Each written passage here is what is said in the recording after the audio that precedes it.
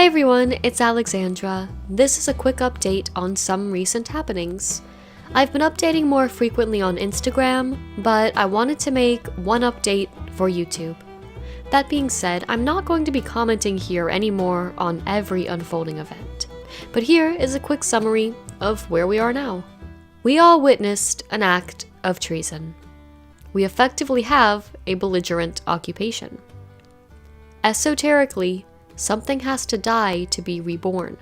A phoenix out of the ashes, caterpillar to butterfly, dark to light.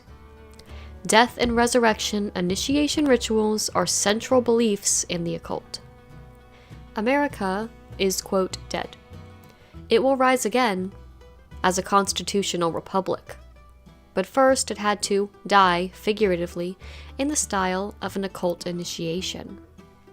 This is a literal plot device used in films called a Deus Ex Machina.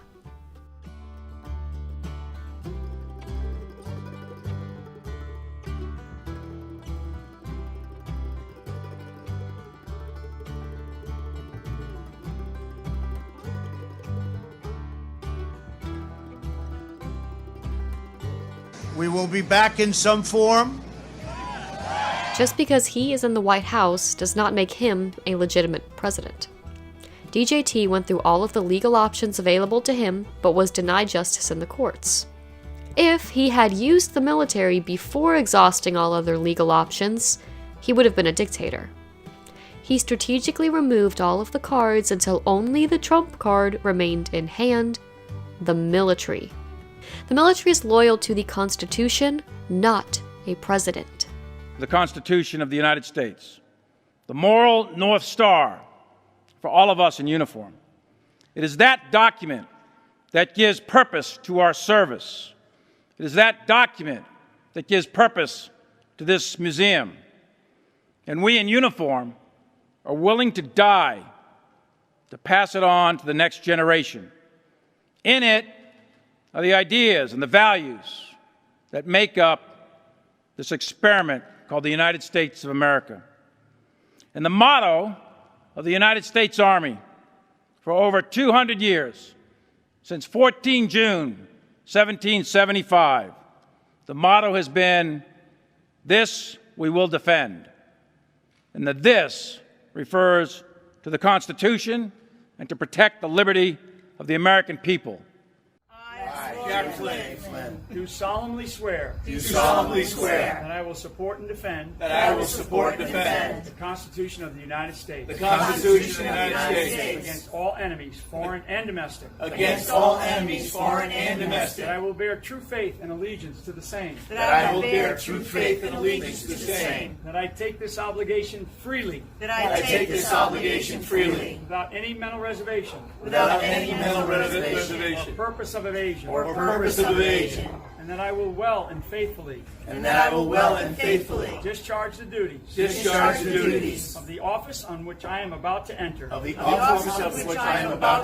So help me God. Where we go one, we go all. God bless America. The voting system has been flawed for years, and DJT knew it.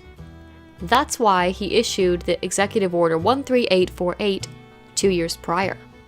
This was all planned and accounted for. The cyber experts in the military watched the true numbers come in real time, and they know the accurate outcome of the election. These are the actual numbers from the military in Germany. He isn't legitimate. This is an information war and a game of strategy. The military has not made their final moves yet and remain in a power position. Remember this from October 6th of 2017? You know what this represents? Tell us, sir. Maybe it's the calm before the storm. What's the storm? Could be the calm before the storm. What storm is We have the world's great military people in this room, I will tell you that. And we're going to have a great evening. Thank you all for coming. What storm, Mr. President? You'll find out. Have we found out yet? Was all this for nothing? Is there a solution to this reaction in the manner of dialectics? George News, on Telegram, formerly George Magazine, played an hour-long live stream on January 22nd, 2021, with a loop of the Battle Hymn of the Republic, along with official White House photos glorifying DJT's accomplishments. They then posted this. And to make this abundantly clear before we continue, I have never and will never be pro-DJT, politics, or Q. But to stop reporting on all of this now is like leaving a show before it's over. Research is nonpartisan. You can't take sides. That's just confirmation bias.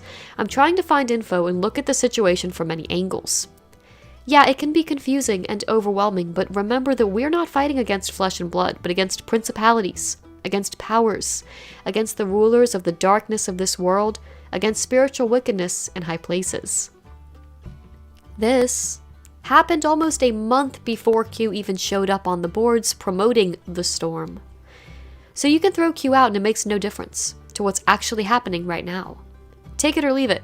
Doesn't change reality. For example, this drop references 11.3. Okay, so what is that? 11.3 is not a date. It's a military code. Page 769, section 11.3 of the DoD War Manual lays out how the military handles belligerent occupations. By going through with the inauguration, they triggered this code, and it is now in effect. Whether you care about Q or not, the military has been and will be the way forward to the, quote, new world. This is all just a weird transition phase, so let it play out. MSM's coordinated hit pieces on the Q operation present fictionalized arguments. Only people unfamiliar with the operation believe those pieces. The people in power take it very seriously, so much so that legal action is taken against it. Did Big Tech purge all of those anons and lose $50 billion for nothing? Sometimes false flags are executed to create fictionalized lore around a controversial topic that ends up silencing anyone from looking into it further, since it's just a crazy theory.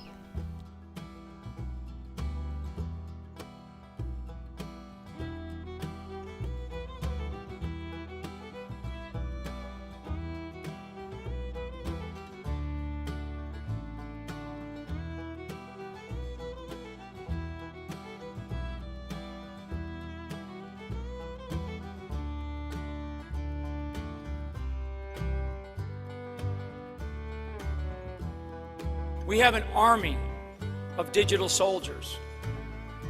What we are now, what we call, I call them, because this was an insurgency, folks. This was run like an insurgency. This was irregular warfare at its finest in politics. And that story will continue to be told here. But we have what we call citizen journalists. Okay? Because the journalists that we have in our media did a disservice to themselves, actually more than they did to this country. They did a disservice to themselves because they displayed an arrogance that is unprecedented. And so the American people decided to take over the idea of information. They took over the idea of information, and they did it through social media.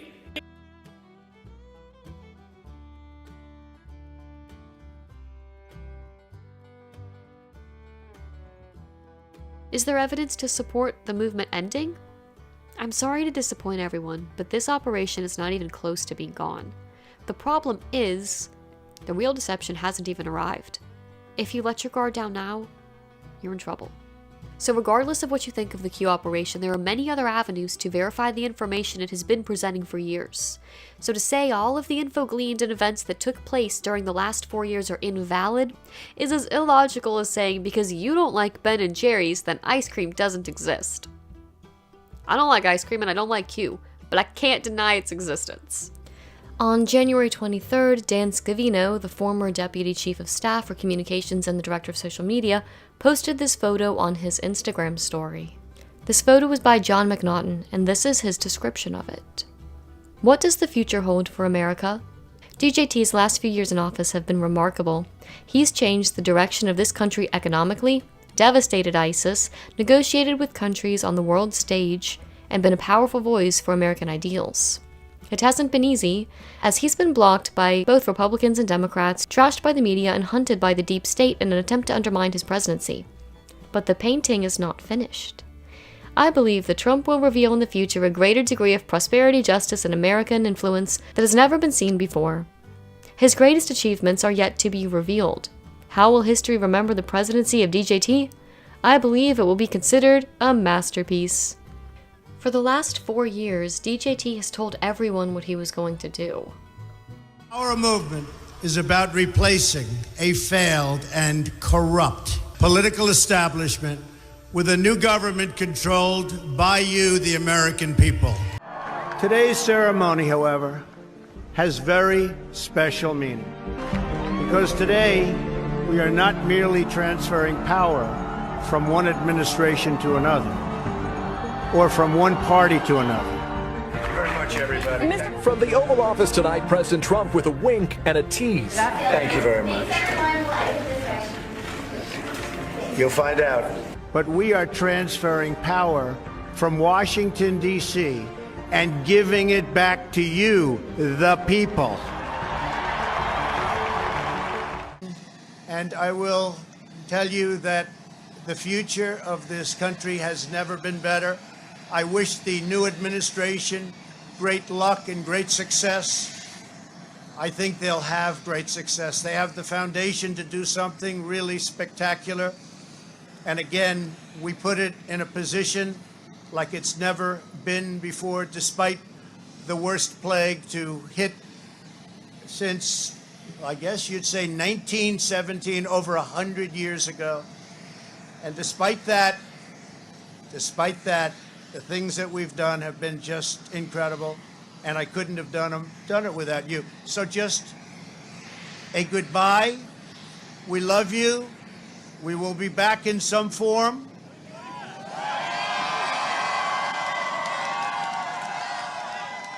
Why does he always say power back to the people? And why is we the people from the Constitution so important? Because the people are not in control of this nation.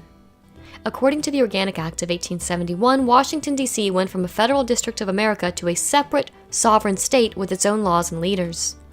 It's essentially a foreign government owned by the Vatican and the City of London. DJT set the foundation and transferred power to the military. Not only is this election illegitimate, but our history from 1871 until today has been. The last president of the Republic was Ulysses S. Grant, the 18th president. Let's consider some things that have happened recently. Things like these will continue to happen as momentum doesn't just stop.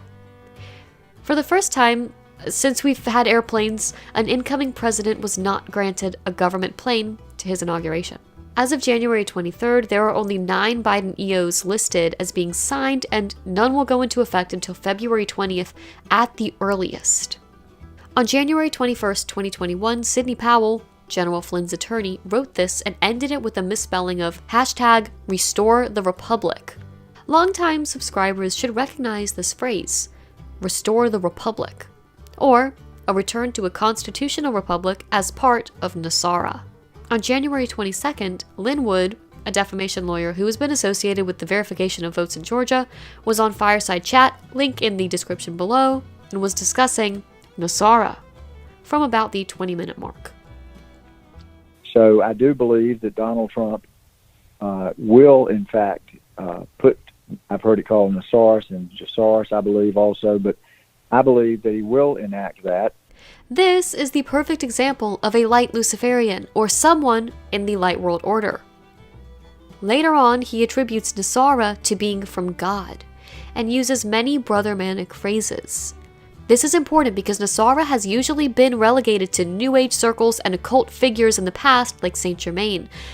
But the return to a constitutional republic is the foundation of Nasara, and we are witnessing that shift, or revolution to the quote golden age, take place. Do not get this confused with the quote Great Reset. That's from the Dark World Order and has nothing to do with Nasara. If you have questions about Nasara, or whatever the debt forgiveness and prosperity funds will be called, or why I consider it to be the mark of the beast, please watch the videos I've linked below in the suggested viewing order. You can also watch the playlist on my main channel called Nasara/Jasara. Obviously, I have no idea how this is going to play out because I'm not a prophet. I'm just reporting on what I'm seeing. This new money or new system is not from God.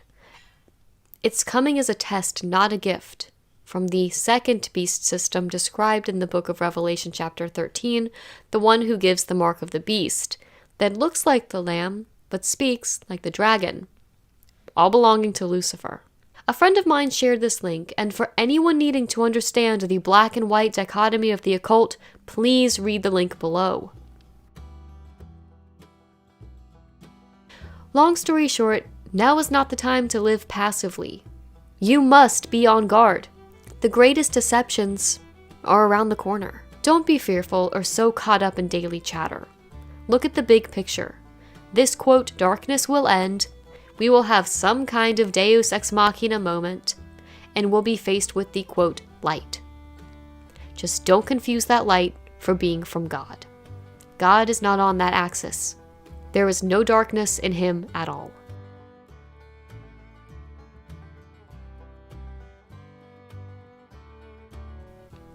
I assume that all of these things will happen sooner rather than later, but I'm worried that when all this goes down, the one everyone will forget about is Jesus.